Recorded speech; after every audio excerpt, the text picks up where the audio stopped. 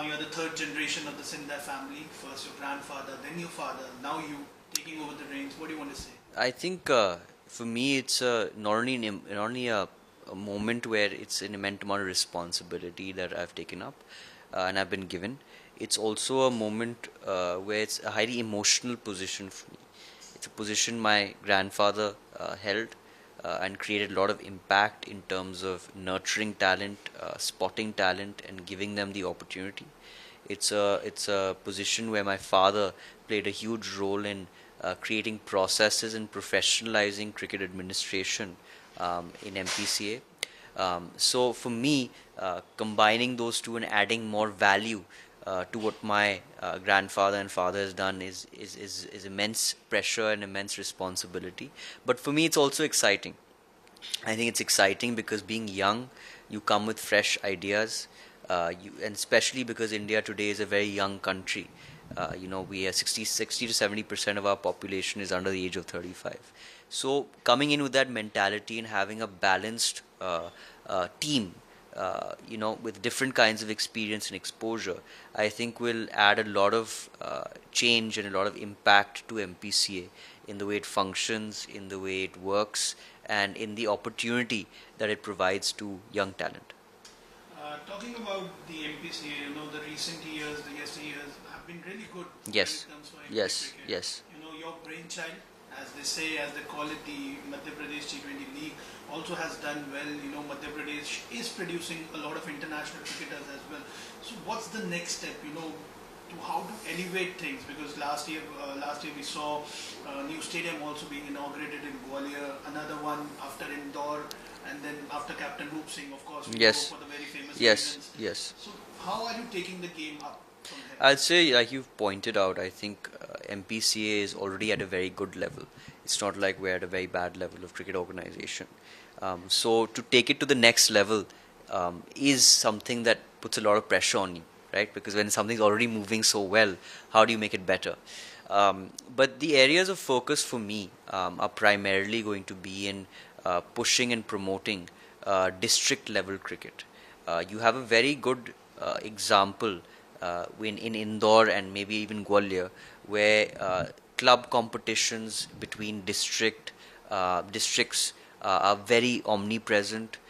You have also a very powerful functioning of the division, putting a lot of responsibility and accountability in districts. I think I'd like to replicate that across the state, which means that as a change, I'd like to start visiting those areas. I think it's important to meet players, meet the local administrations, understand the challenges, the problems, and try and create solutions basis that, not just push them to come to you, but essentially go to them.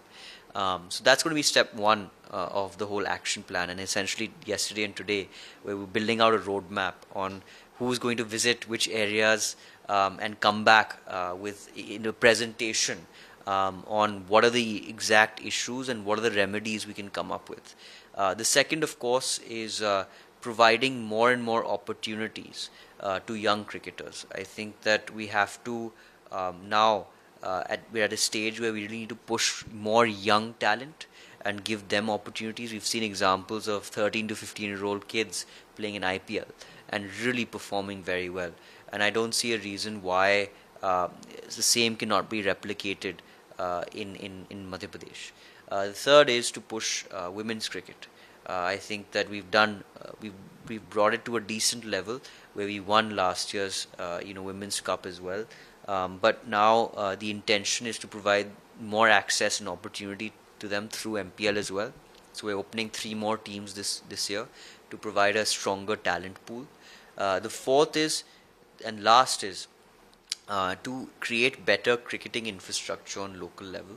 Try and do that, create a roadmap on how we can even make business-private partnerships, public-private partnerships, and bring in the private parties to invest in infrastructure in rural areas through CS. On the ground in Indore as well, where Ranji Trophy is. Yes, yes. Played. I think it's on the outskirts. Yeah. So I'd like to create more of that localized infrastructure through CSR funds with private players. Maybe that's an opportunity, and also how to incorporate technology on a wider level within our state machinery as well as training machinery. Okay, so like how are you focusing on that? So that is all going to be about reading and learning. I think we got to travel to different areas, speak to different people. Basically incorporating sports science? Yeah, More? not only sports science but also in terms of training, right? How you can incorporate maybe even AI in training. How now there's a lot of these sports technologies that are coming out that can really look into microscopically how you're playing and what your performance and where your weak areas, where you're hitting the ball, where you should be hitting the ball, how you're hitting the ball, where the power is lacking. There are a lot of these sensors, a lot of even training modules when you're training your stamina building, your athletics, etc. How to measure that. So I think I'd like to see on how we can incorporate those areas into the cricketing administration in Madhya Pradesh. So Mahanaryaman, now moving on, you will be the part of the BCCI team as G, well. G. So what are your plans, going ahead? Do you see yourself someday in the BCCI holding a position? Well, I see myself right now clearly focusing on Madhya Pradesh. I think I've got a huge mandate. I don't want to, eat more than I can kind of chew. So I'd like to try and focus on what I have in my hand right now and start creating impact on that level. Whatever comes ahead comes ahead. But I think this in itself is a huge opportunity to change and create impact in cricket. Talking about the BCCI next month, like this month only, towards the end of the month, Yes. the ICC Women's World Cup is there in the country. One of the host cities Indore. So Yes. how are the Preparations are on. On my first day, we already had a meeting with the police, commissioners team, the municipal corporation, gave them a fair understanding of what the expectations are, did around the stadium, seeing if there are any loopholes in security within the stadium. All of these aspects have already been looked into. The second, of course, will now be, delivering on the execution of the match itself. Once we get more details from ICC, we'll be able to start working on that as well. So the preparation is on. As soon as we've taken office, that's the first thing we've done. So now looking ahead, players who have already played for India, you talked about that you have a knack of having a word with the players. You like to Yes. So having played for India, like some examples are Rajat Patidar, Avesh Khan, Yes. some prominent Yes, examples, yes, Venkatesh Iyer yes. for that matter, who are representing MP in state cricket. But did you ever had a word with them, regarding why aren't they able to sustain themselves at that top level? Is there anything that MPCA could help them do? Because we have seen they have had a short stint and then they have just vanished and just playing state leagues, that like the MPC, like the MP T20 League and also the IPL, the National T20 League. So what has been the conversations with them, and if anything that MPCA could help them with? So what are your thoughts on that? So I think that sports is extremely competitive in India today. It's not only your ability and your skill that counts, but it's also your mental ability. How you're mentally strong on the field. Are there any issues that are creating impact in your mind, the way you think? Is there family issues? Are there other issues? So it's a very delicate ecosystem of balancing multiple things. So every player have their own problems, their own issues.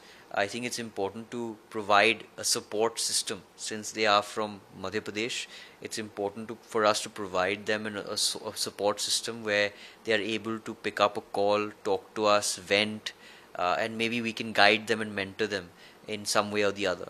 So I think that's the first step. Is to open a channel, a free channel between these players and us, so that we're able to be a part of their journey and really guide them and assist them on a smaller level as well. Because we have seen that MP players are doing really well. Yeah. 2 back-to-back IPL Yeah. title winning squads have MP players. Exactly. And then also Rajat Patidar having a really good outing in Yes, the trophy.